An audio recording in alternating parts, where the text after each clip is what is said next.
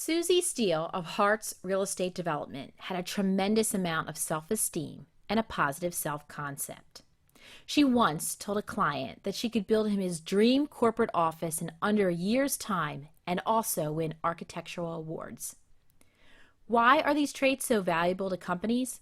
The positive side of these traits makes a wonderful, powerful, successful employee.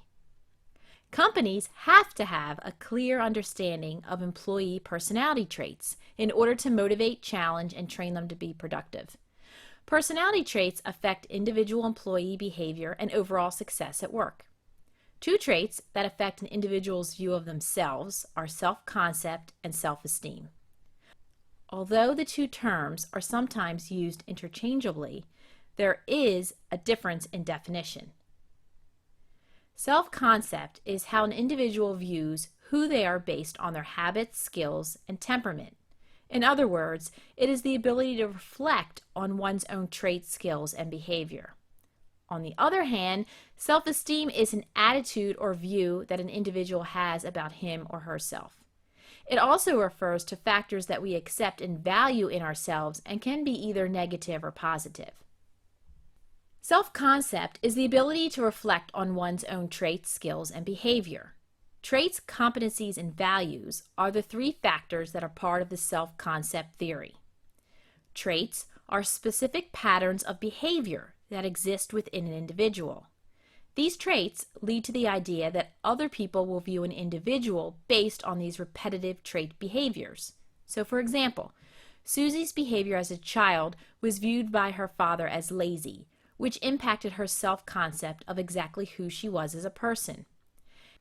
In reality, her patterns of behavior consisted of Susie not partaking in any activities because she was afraid of her father's criticism. As she got older, she realized that she wasn't lazy, just scared of her dad. The second factor of self-concept is competencies. This is where an individual grows to understand what skills, abilities, and knowledge they have in an organizational environment. Once these skills are identified, the individual will create a self-concept about where they excel at work. For example, Susie knows she excels in math and analytical abilities, so she feels she is an excellent problem solver. The last part of self-concept deals with an individual's values, which are concepts and beliefs about their behavior. An individual's values can be determined by their actions and verbal expressions. For example, Susie spends enormous amounts of overtime at work, and she views herself as a hard worker. Self-esteem is affected by individuals' attitudes about themselves, which in turn can be molded via managerial or coworker feedback. For example, as an adult, Susie has very positive self-esteem. She believes that she is a valuable, intelligent, savvy business person who can handle any organizational situation. She developed this positive self-esteem through years of working hard, which resulted in success. She also has received awards in her trade and positive feedback from her superiors. An employee who has high self-esteem, positive, has the following organizational traits: confidence in work abilities, self-acceptance, not affected by other individuals' views, and optimistic.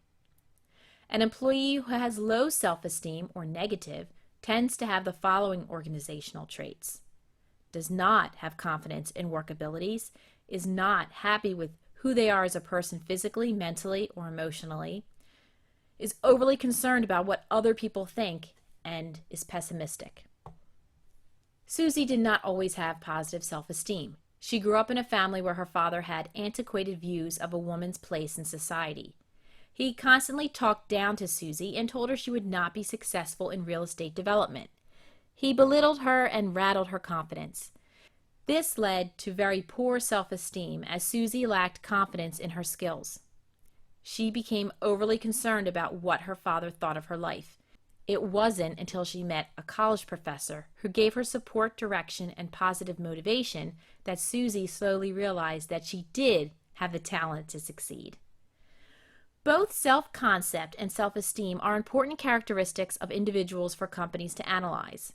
An individual's view of themselves can help determine what motivational and reinforcement techniques will be most received at work. For example, positive feedback to employees will lead to them having positive self-esteem. This in turn will lead to a better work environment and productivity. Companies need to create programs that help develop positive worker self-concept as well. This can be accomplished by helping employees develop their competencies through training. Throughout Susie's career, her company has invested in further training and education to ensure her ultimate success and make her more valuable to the company. Companies have to have a clear understanding of employee personality traits in order to motivate, challenge, and train them to be productive. Two traits that affect an individual's view of themselves are self-concept and self-esteem. Self-concept is how an individual views who they are based on their habits, skills, and temperament. The three elements of self-concept are traits, competencies, and values. Self-esteem is an attitude or view that an individual has about themselves.